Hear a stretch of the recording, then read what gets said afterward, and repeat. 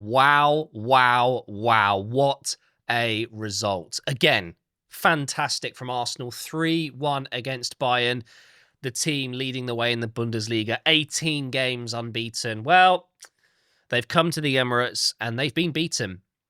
At times, I thought, especially in the first half, Bayern were able to keep hold of the ball. They were nice with possession. They scored a really nice goal. But realistically, I think they got schooled. They got absolutely schooled today. You can see these top stats here. Obviously, it gives you a rough view of the game. We didn't have as much possession, but the possession they had was, well, pretty pointless at times. It did feel like they just wanted to pass the ball around and just see if something would open up, and nothing did. Nothing did open up. Now, you might be able to tell I look like crap. I probably sound like crap. I'm sick again, just constantly at this point. So apologies for no career mode videos over the last few days. And I probably won't get one up tomorrow either. We'll see. But I'm doing my best here. Let's talk about that first half a little bit more before we get into the rest. The second half, which was unbelievable from Arsenal. You can see here with the momentum. Again, I want to reiterate what I said. A lot of the first half was actually possession-based for Bayern. We've scored from a corner. They've scored an absolutely amazing goal. We've got to talk about Carl. Leonard Carl, 17 years old. Oh, my. It was a spectacular goal. I wouldn't say it was a spectacular goal from him. It was the move. It was the ball over the top from Kimmich. Ex-Arsenal, of course, Gnabry. He kind of first time passes it into the box, and then Carl. It's a good finish. Maybe a little bit fortunate that it didn't just hit Raya. It was kind of down the middle of the goal, but still, it's such a good goal. And I did think when they scored that they probably do have. They have a good chance of doing that again, because we were definitely weak down that left-hand side. So if we look at the setup, we went with Lewis Skelly today, and I've got to be honest, he had a bit of a Lewis Smelly today.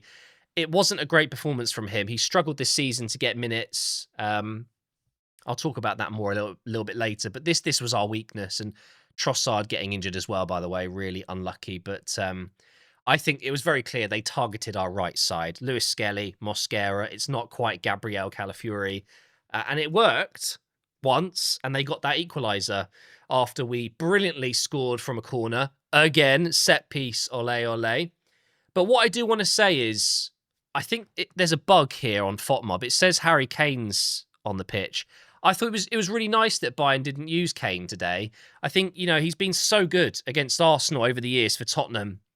I think he scored 20 in 15 against Arsenal. So it was really nice that they didn't play him today. But I was surprised he didn't come on, maybe in the second half. No, but for real, I can sit here and say I'm a Kane hater when actually I'm not. I've actually respected Kane a lot over the years. You can go back throughout all the North London derby reviews I've done. I think Kane is a spectacular player, and I support him when he's in an Arsenal shirt, when he's in an England shirt. He was in an Arsenal shirt when he was younger. There are pictures of him as a kid in Arsenal shirts. But he did nothing today. He was absolutely well and truly pocketed by this man right here. And it was very clear. I saw Saliba popping up almost in our attacking third, because what Kane likes to do, we see it for England, and it's really annoying sometimes. He likes to really drop deep and actually act as a playmaker almost. And it was clear to me that the tactic from our end was to just man mark him. And Saliba was given that role. He was chasing Kane everywhere. I think Kane will go into that change room now. He'll go home tonight and he'll just think, my God, that was horrible. I did not enjoy that game one bit.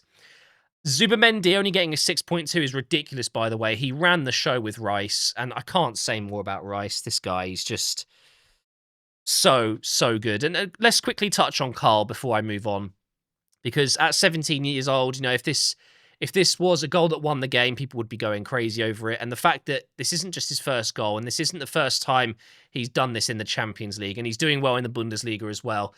This is definitely a name we need to watch out for. I think he's going to prove to be a very good player, very promising talent. And to get into this Bayern side at such a young age with the likes of Elise and Gnabry, and I don't know if Is he injured? Let me check where Diaz... Yeah, he's suspended, so he wasn't available, and Musiala's injured. So, obviously, if Diaz was fit, and if Musiala was fit, you would argue that maybe, potentially, Carl wouldn't be starting. But this is what happens when you do have injuries and suspensions. You do get the opportunity to see other players come in, and the quality he's got is pretty incredible. But I do want to talk about Calafiori, guys. Now, actually, first of all, as you can see here, 3 subs, and they've all got involved in goals. Madueke with his first goal for Arsenal, Martinelli with yet another Champions League goal. Great to see him back. Was great to see Ben White. And, of course, our captain, Ødegaard, is back. But Calafiori...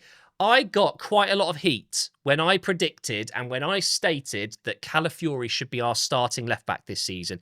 I can remember it right now. The comments were, what do you mean, Lewis Skelly? Yeah, he should start.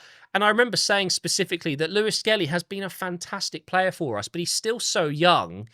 Calafiori, when fit, is our best left-back. And now, will people just admit that I was right? I hope people agreed with me at the time, but I don't think many did. Calafiori is just... He's such a... To me, he's like a Real Madrid type player. I guarantee you, okay, he's a Galactico in his DNA. If you look at his DNA, there's Galactico genes in there. There's something about Calafiori. Centre-back for Italy, can play centre-back for Arsenal as well. Left-back, DM, left mid. He can play up front. He's just so well-rounded, and I love him. He's so, so good. And quite literally moments after coming on, he creates our second goal. And I was so happy for Madueke. He's, of course, come in, had a mixed reception, to put it lightly. I think he had one of the worst reactions we've had to a signing in a long time. People thinking, what are we doing?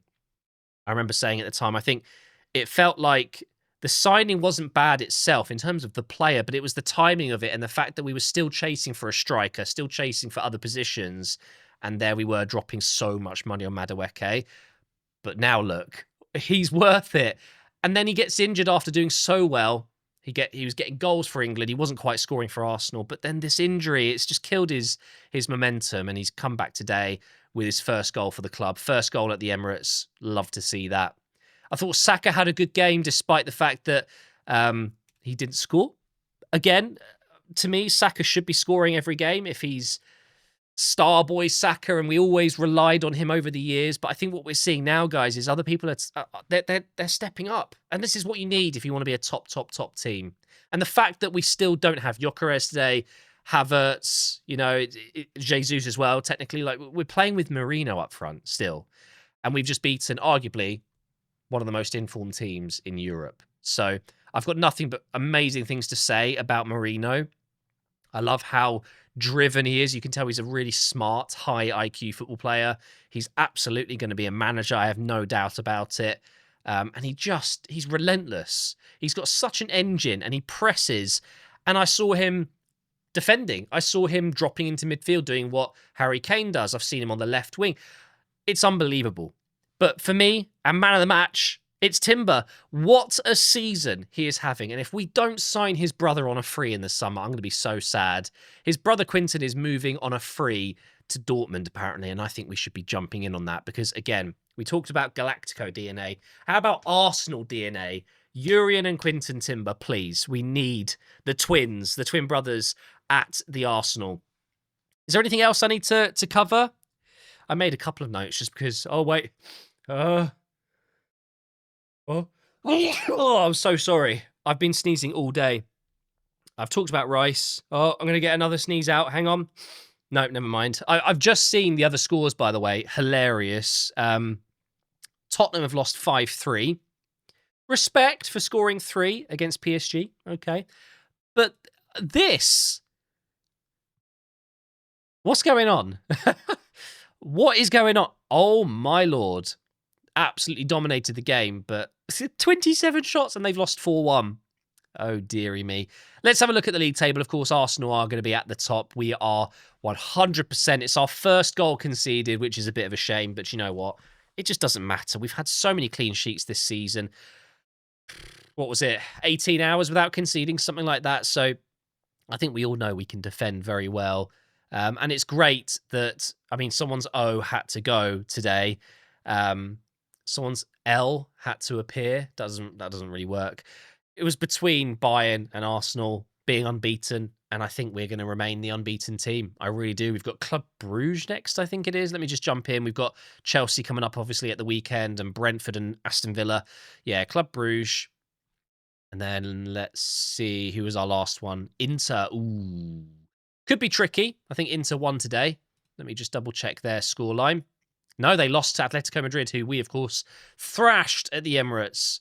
I think we'll probably go 8-0. And we are favourites for the Champions League. And I think we just need to remember, as Arsenal fans, this is not normal for us. This isn't normal.